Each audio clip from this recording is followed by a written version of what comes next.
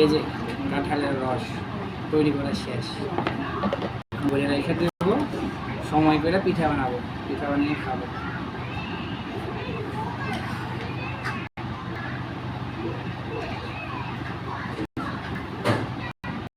রসটা তো শক্ত শক্ত,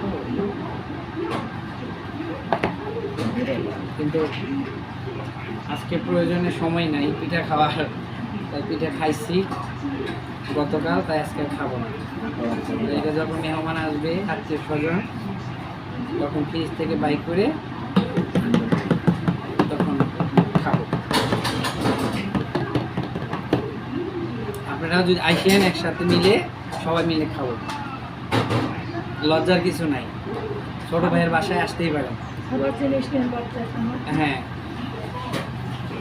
আমি এখন বর্তমানে একাই আছি, কেউ নাই, আমার গার্জেন নাই, আমার আত্মীয় স্বজন আছে, তারপরে দূর দূরান্তে থাকে, মনে চাইলে আসে, মনে চাইলে নাই, কিন্তু আমার বর্তমান কেউ নাই। এখন বর্তমানে আমি একাই,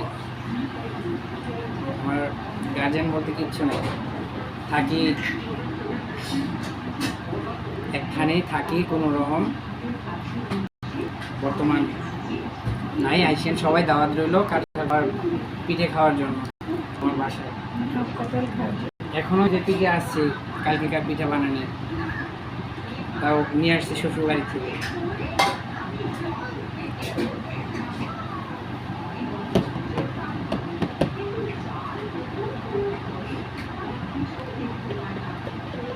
ছোট ভাইয়ের জন্য দোয়া করবেন, যাতে ছোট ভাই আপনাদের আরো পিঠা বানায় খাওয়াতে পারে, দেখতে পারে।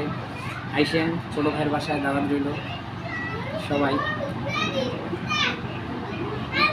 কাঁঠালের রস করে রাখতে ফ্রিজে। সবাই ভালো থাকেন।